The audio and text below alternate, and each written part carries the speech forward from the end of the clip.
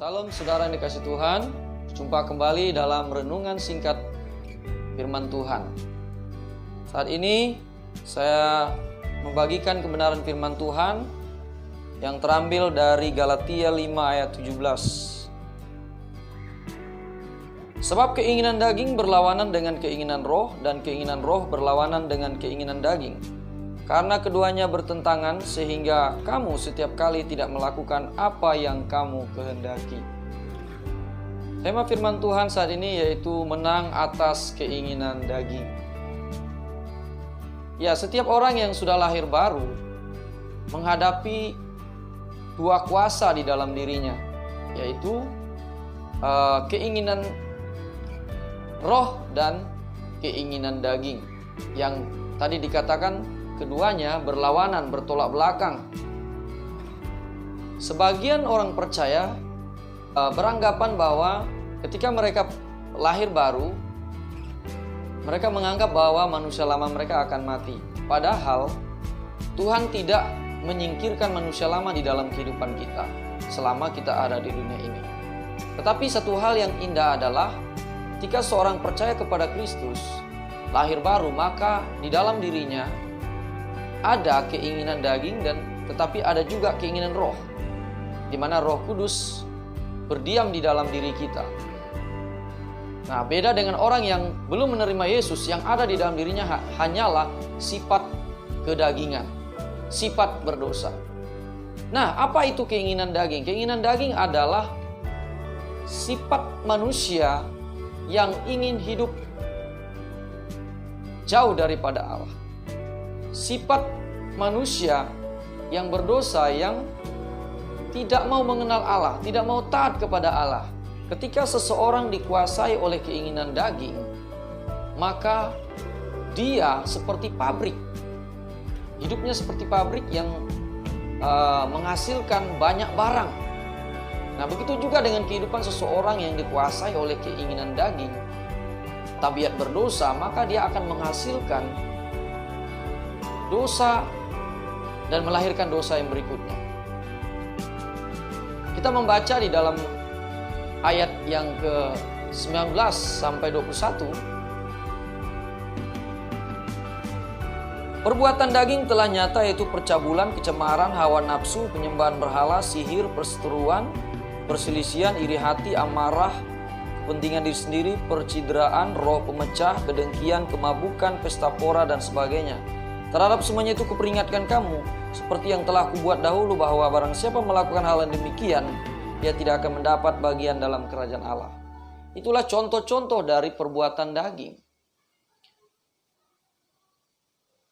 Yesus mengatakan di dalam Markus pasal 7 ayat yang ke-21 sampai 23. Sebab dari dalam hati, dari hati orang timbul segala pikiran jahat, percabulan, pencurian, pembunuhan, perzinahan, keserakahan, kejahatan, kelicikan, hawa nafsu, iri hati, hujat, kesombongan, dan kebebalan. Semua hal-hal ini timbul dari dalam dan menajiskan orang. Jadi, ketika hati atau hidup seseorang dikuasai oleh keinginan daging, maka dia akan menghasilkan hal-hal yang jahat dari dalam hidupnya. Seperti pabrik tadi, dia menghasilkan barang yang banyak. Karena itu, bagaimana langkah agar kita dapat menang atas keinginan daging itu? Yang pertama, kalau kita ingin menang atas keinginan daging, maka kita harus berjalan dalam pimpinan Roh Kudus. Ayat 16 dan 18. Maksudku ialah hiduplah oleh roh, maka kamu tidak akan menuruti keinginan daging. Akan tetapi jikalau kamu memberi dirimu dipimpin oleh roh, maka kamu tidak hidup di bawah hukum Taurat. Jadi kalau kita ingin hidup berkemenangan atas keinginan daging, maka kita harus mau dipimpin oleh Roh Kudus. Kita harus mau dinasihati oleh Roh Kudus. Kita harus mau diperingatkan oleh Roh Kudus. Kita harus belajar untuk taat akan peringatan-peringatan Roh Kudus.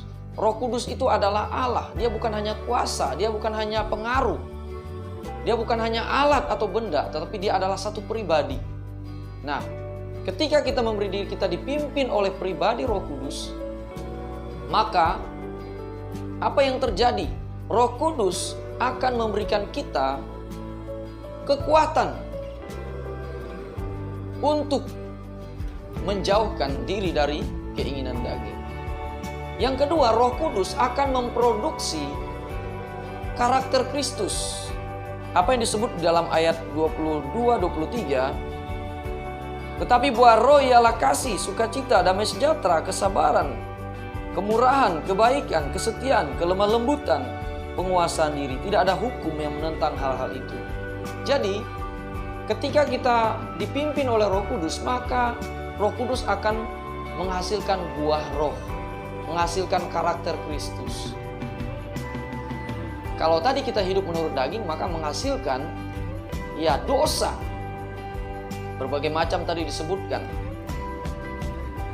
Nah, tetapi kalau kita hidup menurut roh, kita menyerahkan diri secara sengaja kepada pimpinan Roh Kudus, maka kita diberi kekuatan untuk mengalahkan keinginan daging. Kita juga akan menghasilkan buah roh di dalam hidup kita.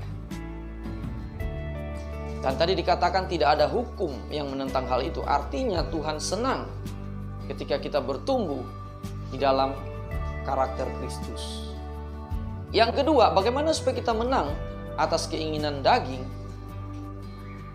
Dalam ayat yang ke-24. Barang siapa menjadi milik Kristus Yesus, ia telah menyalibkan daging dengan segala hawa nafsu dan keinginannya. Yang kedua yang harus kita lakukan adalah kita harus menyalibkan keinginan daging itu. Dikatakan tadi, kelakuan berdosa, hawa nafsu, dan keinginan. Nah, artinya kalau kita mau menang atas keinginan daging, itu tidak terjadi begitu saja. Harus ada perjuangan, harus ada usaha yang kita lakukan. Tentunya tadi dengan kekuatan daripada Roh Kudus. Sehingga kita akan mampu untuk menyalibkan. Artinya kita harus menyalibkan, itu artinya kita harus mematikan keinginan daging itu, hawa nafsu, keinginan berdosa. Seperti dikatakan dalam Roma 6 ayat 12, sebab itu hendaklah dosa jangan berkuasa lagi di dalam tubuhmu yang fana, supaya kamu jangan lagi menuruti keinginan. Jadi kita tidak tunduk lagi kepada keinginan daging, tabiat berdosa itu. Melainkan kita tunduk kepada pimpinan Roh Kudus. Dengan demikian, kita akan hidup menyenangkan hati Tuhan. Kenapa? Karena kita menghasilkan kehidupan Kristus terus-menerus dalam hidup kita. Karena itu mari kita mengevaluasi diri kita. Apa yang memenuhi pikiran kita? Perkara-perkara apa yang terus-menerus memenuhi pikiran kita? Perkara apa yang banyak menghabiskan waktu dan keuangan kita? Mari kita mengevaluasi diri kita. Apakah hal-hal yang kita lakukan itu berasal dari keinginan daging atau dari keinginan roh? Puji Tuhan, biarlah firman Tuhan memberkati kita pada saat ini. Shalom.